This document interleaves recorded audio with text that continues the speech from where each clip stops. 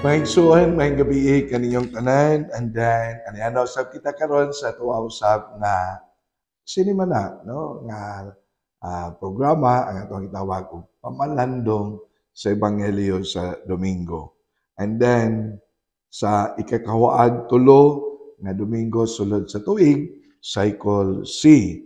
Ang atoang ebanghelyo atoa nga pagkutluon gikan sa ebanghelyo ni San Lucas kapitulo 14, versikulo 25 ngadto sa 33. Ang Ginoo manaa kaninyo. Pagbasa gikan sa Santos nga Ebanghelyo sumala ni San Lucas, simayaon ikaw o Ginoo. Dihay dakong panon sa mga tao nga mikuyog kang Hesus ug milingi siya og unya miingon ngadto kanila. Kinsa kadtong moari kanako nga dili magdumot sa iyang amahan o inahan, sa iyang asawa o mga anak o mga igsuon, ingon man sa iyang kaugalingon, dili mahimo nakong tinun-an. O kinsa kadtong dili mo pas-an sa iyang cross o unya mosunod kanako, dili mahimo nga ako ang tinun-an. Kung usa kaninyo naglaraw pagtukod og usa ka tore, tun-an una niya kini og iyang banaon pila ang magasto. Aron pagsuta kung may igo ba siyang salapi nga ikahuman niini. Kay kung kini dili niya buhaton, dili mahuman ang tore tapos niya ikapahimutang ang pundasyon. Ug ang tanan nga makakita sa gisangputan mo biay-biay unya kaniya ug moingon sila, kining tawhana nagpatugag tukod og tore apan dili di ay makahuman niini. Kung ang usa ka hari nga may 10,000 ka sundalo makigubat batok sa laing hari nga may 100,000 ka sundalo, iya unang tun-an og hukman kung makasukol ba siya sa mao nga hari. Kung dili siya makasukol, mapugos siya pagpadalag mensahero sa pagtagbo sa maong hari samtang atua pa siya sa layo aron makigsabot-sabot alang sa kahusay. Susama usab nga pagkaagi, walay bisan kinsa kaninyo na mahimong akong tinun-an gawas kon iyang biyaan ang tanan niyang katigayunan. Ang Ebanghelyo sa Ginoo, daygon ikaw o Kristo. Mga kaigsunan, maayong gabi kaninyong tanan. And then, kung nakabantay mo sa mga pipila ka mga Domingo nga milabay, ang sentro sa mensahe sa atong Ebanghelyo naagyod sa atoang tawag sa atoang pagkatinun-an, dili ba? Kung makabantay mo. And then, pero doon ay mga aspeto, lain-lain nga aspeto nga atoa usab nga makutlo, mapamalandungan, may tungod sa atoang kinabuhi sa pagkatinun-an diha ni Kristo sama pananglit karon niining ikakawaang tulo nga Domingo sulod sa tuig. Ang atoang ebanghelyo karon klaro kayo sa tao mingon. Kinsa kadto number 1, no? Kinsa kadtong dili kaantigong sa tawagan ng maudumot, no? Kuyaw kay termino. Kaantigong modumot sa iyang mga minahal sa kinabuhi bisan gani ang atoang tagsa-tagsa ka mga pamilya, and then masakripisyo ang atong pagigugma sa Dios matod pa sa ebanghelyo, dili ka angay nga tawgon nga akong tinun-an. Sa ato pa kinahanglan magpasulwabi kanunay ang gugma sa Dios labaw sa tanan. Dili ba mga kaigsunan? And then number 2, Miingon pod si Kristo sa ato ang ebanghelyo, kung dili ka kaantigo nga mopas-an sa imong cross, dili ka ang ngayan nga tawgon nga iyang tinun-an. And then, ang last part sa ebanghelyo, ikatulo, aron ka matawag nga akong tinun-an, kinahanglan imong biyaan ang tanan nimong katigayunan. Completely detached. And then, kinahanglan ang imong trust and confidence totally naa sa Ginoo. Ayaw pagsalig sa butang sa kalibutan. Kung ato ni nga tan-awon sa kinatibukan, dili lalim, dili duwa-duwa, dili sayon ang pagkatinunan ni Kristo kung ato lang nga isubay sa ato ang ebanghelyo karon. What is really the cost of our being a true disciple of Jesus? Carry your cross every day. Carry your cross. Mauna, kung si Kristo very emphatic na mingon, kinahanglan carry your cross.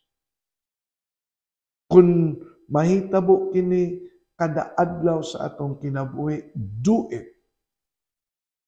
Mauni, that is the risks, the costs. Kung maghiskot ka og cross, there are many dagnantag mga matawag na to mapamalandungan diyang dapita. Mauna nga sa ato ang ebanghelyo mingon, cross can be our decision making. Decision making when you are in the crossroads. Kaya bang malibog ka, asa nga agian ang imong subayon? Crossroads. So, ang cross moingon, you have to decide. And then, in making your decision, you have to make sure that you can exercise your being a true disciple of Jesus. How can you exercise your being a true disciple of Jesus? Kinahanglan, your decision is for your own good and will glorify God, will praise God, and that is for the common good, and that is for God's glory. And then if you talk about decision that is for God's glory, for the common good, mauna nga dunay mga butang nga imong isakripisyo. Ang mga butang nga imong isakripisyo, ganahan kaunta. Pero dili nimo buhaton kay lagi wala magsubay sa kabubuton ug sa tawag sa imuha nga pagkatinun-an ni Kristo. Dili ba mga kaigsuonan? Mauna dunay usa ka writer nga moingon nga iyang tagaan og distinction. Ang iyang naggamit siyang mga pinulungan to make a distinction between sa pagpasan sa cross nga matinud-anon o sa pagdawat sa cross nga mura lagwa. Iyang gingon, cheap grace, barato nga grasya. Ug matud pa niya, kanang cheap grace, kana bang kinabuhi nga dawat limpyo, cheap, barato, grasya. Iyan ang determinuhan. So, mingon gani, carry your cross. Dili na siya cheap grace nga dawat limpyo lang. Hayahay. Way pagsakripisyo. Wala hagoi. Mura ba og tinapulan. Mauna, dili na mao ang buot ipasabot sa ato ang ebanghelyo. Ug matud pa sa mao nga writer, ang atong ebanghelyo nagisgot og kanang costly grace. Ang costly grace moingon nga nagdala sa atoa nga pagkatinon-an ni Kristo. Naa ang matawag natong sakripisyo, naa ang kahago, naa ang paningkamot, naa ang pagpangalagad, naa ang matawag natong giving up of something for God's glory. Mao na yung giingon sa writer, costly grace. And then, ang ato ang ebanghelyo mingon, kinahanglan nga mauna ang dangatan, mauna ang naa kanunay sa ato ang tagsa-tagsa ka kinabuhi. Nga ang pagpas-an sa cross should be called costly quotation mark grace. Mao ni mga kaigsuonan nga nindot sad kaayo sa nga tanan nga ato aning mapamalandungan.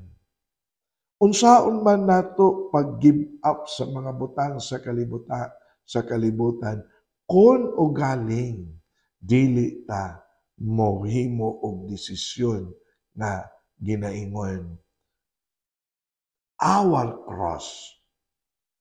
The cross here is our decision making. When we are in the crossroads, and then we have to decide. Don't wait. We have to decide. And the decision that we have to make is always for the glory of the Lord. Always to glorify the Lord. Always to praise God. And we should always make sure na our decision is always that God should always be the number one. Mauna ang ato ang ebanghelyo, mingon, ayaw kahadlok pagdumot bisan sa imuhang mga minahal sa kinabuhi. As long as your decision is for God's glory. Mautos na ako'y naistorya nga usa ka pari in our reflections na miingon siya, hate what Jesus hates. Dumti ang mga butang nga gidumtan ni Kristo. Kalaguti ang mga butang nga gikalagutan ni Kristo. Ayaw dawata ang mga butang nga gisalikway ni Kristo. Hate what Jesus hates. Nga naman, kinsa man diay si Kristo, ang atuang Ginoo. Nga naman, kinsa man diay si Kristo, mo'y nagdala natong kaluwasan. Kinsa man diay si Kristo, mo'y tuburan sa tinuod nga kalipay. Sa ato pa, diha di ay sa pagsunod kang Kristo. Anha nato, masinati ang tinuod nga kinabuhi nga atuang gipangita sa tuang tagsa-tagsa kakaugalingon. Dili ba mga kaigsuonan? We're always looking for a true meaning of our life. And then, ang atuang ebanghelyo karon reminding us that we have always to be aware, being aware of our call, tawag sa pagkatinunan, tawag sa pagkamisyonero, tawag sa pagpangalagad. Mauna nga kung akong balikon ang ato ang ebanghelyo mingon si Kristo, kung gusto ka na mahimo na kong tinunan, kinahanglan kaantigo ka nga modumot sa imong tagsa-tagsa ka mga pamilya. Wa magtudlo si Kristo nga mobiya tas tong pamilya. Si Kristo mismo aduna siya kaugalingon nga pamilya. He loves his family. Pero sa Ebanghelyo mingon, ayaw tuguti ngang imuhang pamilya maoy mahimong rason na ikaw malayo sa Dios. God should always be the number one. Si Kristo aduna siya inahan. Aduna siya ama-ama. Aduna siya mga kadugo. Pero sa atuang Ebanghelyo, mingon siya, ayaw sila himua nga rason na ikaw dili mahimo nako nga tinuod nga tinud-an. Mo ning iyon, dumti. Apan wa na siya magpasabot nga bungkaga ang imong pamilya. Hinumdum ko kaniadto ang akong usa ka classmate nga misulod sa seminaryo. At first, ang iyang mama ug papa dili mosugot. Pero he insisted na mosulod sa seminaryo. Wa na moingon nga wa niya respetuhi ang iyang ginikanan. Pero mas iyang gituman ang tawag sa Dios sa pagkapari. God should always be the number one. Mauni nga nindot kaayo. And then, ikaduha, carry your cross. No guts, no glory. Karon ra ba atong mabantayan? Pagkasensitibo na sa tao.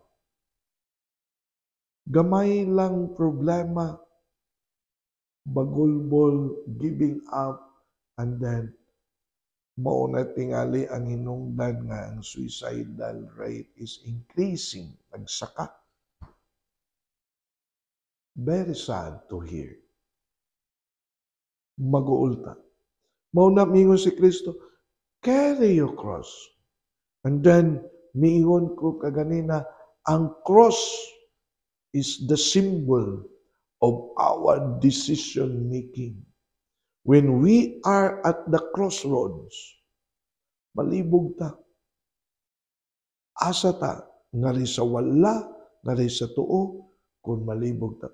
You have to decide. Then, your decision should always be for the Lord. Nahinumdum sad ko ni ini. When I was in the seminary during our evaluation with our seminarians, I still remember what Cardinal Vidal, may he rest in peace, advised all of us seminary formators. And this is what he said.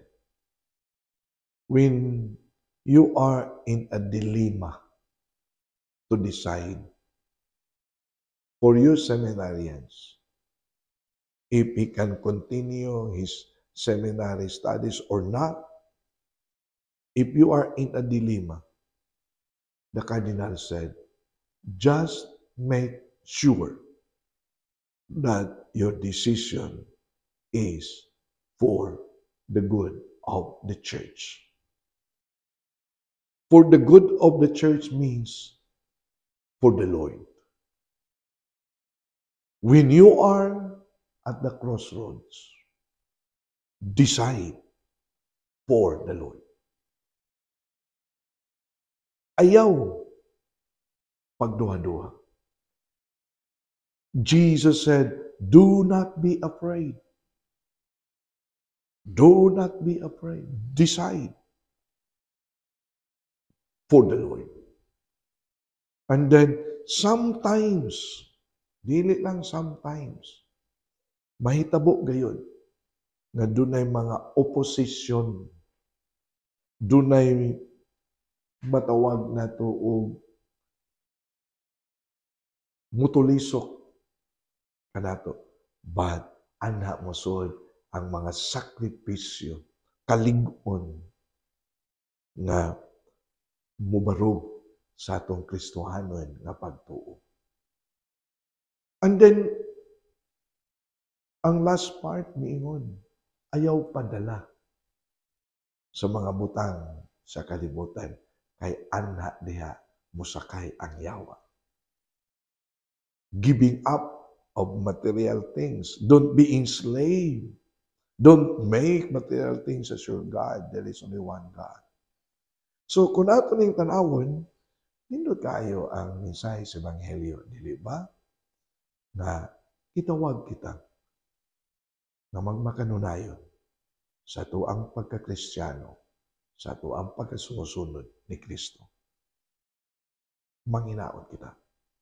Atong iampo karon ang atong mga kaigsuonan nga mga masakiton. Among langit tong amahan, ayuha sa mga sakit ang among mga kaigsuonan nga mga masakiton. Nag-antos, naghigda karon. Ayuha silang tagsa-tagsa ka mga balatian.